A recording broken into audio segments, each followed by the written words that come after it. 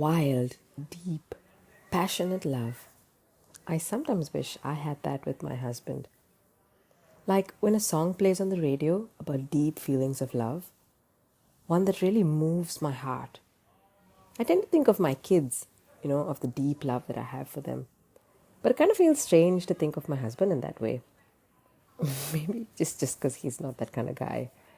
Or maybe because we just have never had that kind of connection.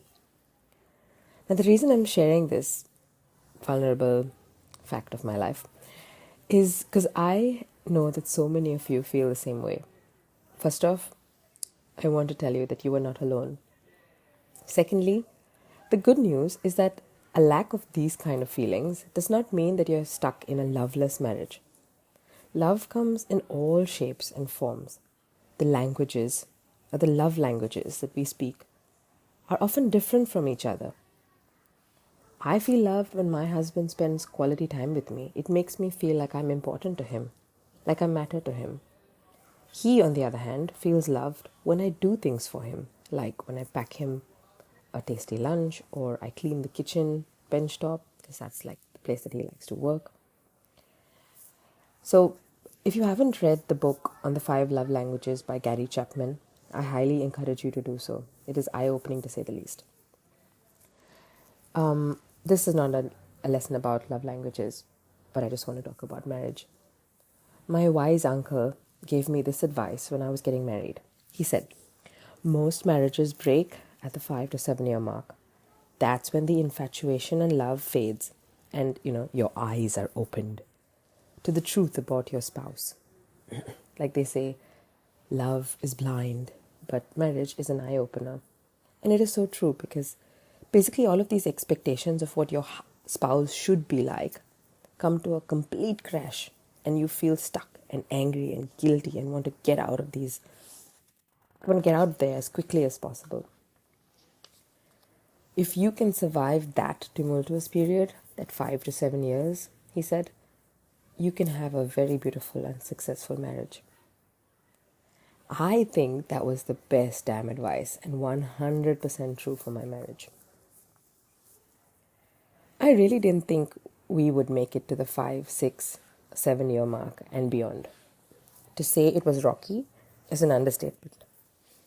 We were like a ship being rocked by the biggest storm, huge waves drenching and drowning us. Well, almost.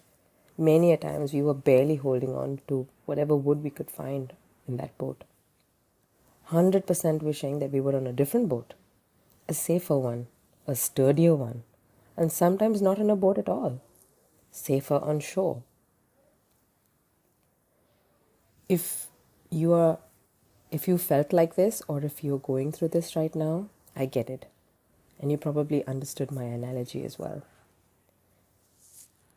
For the purpose of keeping this brief, I will end here. But in the next episode, I will share with you the tools that I used to save my sanity and to save my marriage.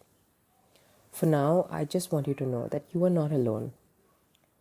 If you are going through this right now, I know how unbearable this cross might be for you to carry, and I want to give you a big bear hug. Jesus is in your boat. Call out to him and let him calm the storm for you, even if for a little while. What you're going through is not without purpose. You matter, you are loved, and you are going to make it. I just know that. You are strong, little one. Chin up, keep going. With all my love. And if you know anyone, if you're listening to this episode and you know anyone who's going through this, maybe you're going through it yourself, or if you're not going through this but you know someone who is, please share this episode with them. And if you like my podcast, and if you like the way that I share my knowledge with you, please follow my podcast and share it with more people, because that'll mean a lot to me if I get more your ears listening in. Thank you. Have a great weekend or week whenever you're listening to this. God bless you. Bye.